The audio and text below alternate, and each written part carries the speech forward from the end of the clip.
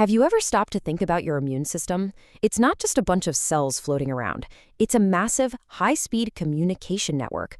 It's constantly sending and receiving messages to keep you healthy, fight off invaders, and repair damage.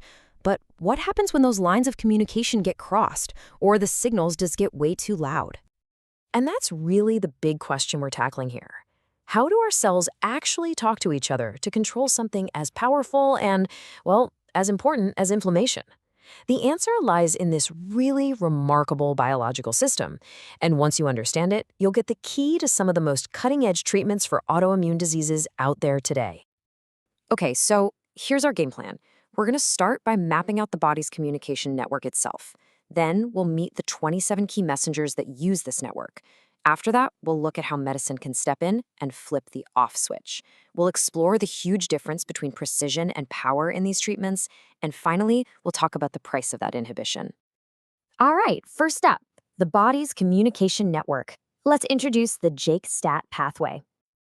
I want you to think of the JAK-STAT pathway as the essential infrastructure, kind of like the fiber optic cables of your cellular internet.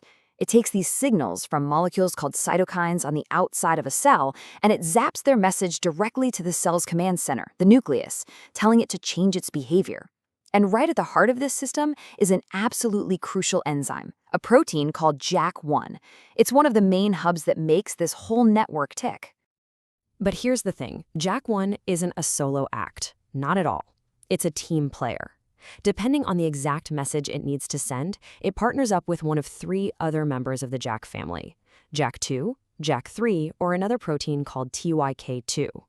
This ability to form different pairs is what makes the network so incredibly versatile. And, as we're about to see, it's a critical detail when it comes to designing drugs to control it. So, if JAK1 is the communications hub, what are the actual messages being sent? Well, let's meet the 27 key messengers that rely on this JAK1 highway. That's right, 27. It's a big number, and it gives you this immediate sense of just how central JAK1 is to our immune function. I mean, these 27 cytokines are responsible for a huge range of things, from fighting off viruses to regulating how our cells grow.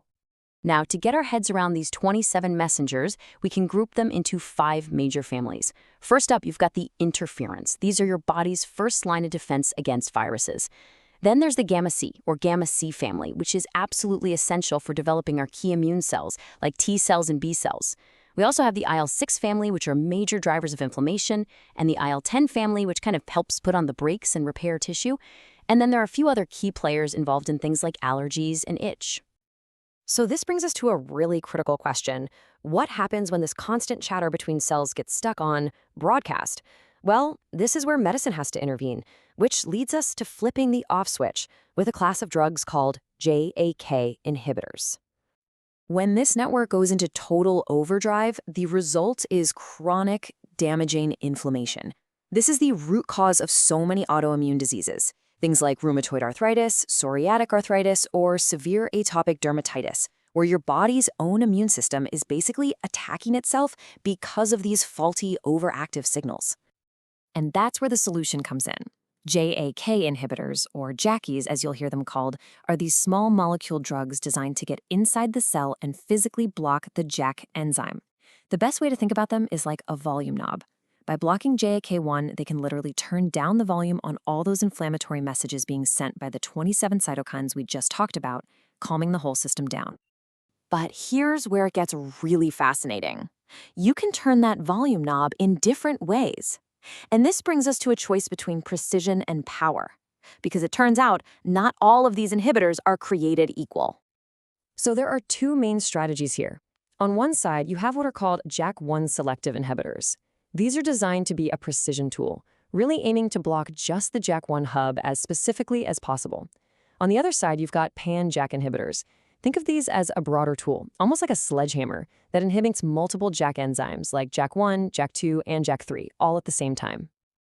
So what does that precision tool actually look like in practice? Well, a highly selective JAK1 inhibitor, a drug like upadacitinib, for example, blocks the signaling of 24 of those 27 key cytokines. That's an 89% inhibition rate, incredibly powerful, yet targeted enough to leave a few other pathways completely untouched. Okay, now for the sledgehammer. A pan-JAK inhibitor, like the drug baricitinib, hits both JAK1 and JAK2. And what's the result? It blocks 100% of those 27 pathways. It is a much more powerful, all-encompassing shutdown of the entire network. Precision versus power. 89% versus 100%. So, what does this difference really mean for patients out there in the real world? This table really shows us those real-world trade-offs. Just like at upadacitinib, that's our JAK1 selective example. It's approved for a really wide range of conditions, and its unique risks include things like acne. Now, compare that to a broader inhibitor like ruxolitinib. Because it also hits JAK2, it's really effective for certain blood disorders, but that also means it carries a very specific risk of anemia, a side effect we're going to dig into in just a second. You can see how each drug's selectivity profile directly shapes both what it's good for and what risks it carries. And that brings us to our final and maybe the most important section, the price of inhibition. Because, turning down your immune system's communication network doesn't come for free. And this is not something to take lightly. Every single one of these drugs carries what's known as a black box warning from regulators. This is the most serious type of warning there is, and it highlights the potential for severe side effects, including serious infections, blood clots, cancer, and even an increased risk of mortality. So why do these risks exist? Let's take infections, for example. Remember the interferons, those key antiviral defenders, and the IL-6 family, the drivers of inflammation? Well, by blocking JAK1, you're turning down their signals, which is great for the autoimmune disease, but also weakens your body's natural ability to fight off viruses and bacteria. It makes perfect sense. And here is where that whole selectivity thing really matters. Remember how some of those drugs also block JAK2?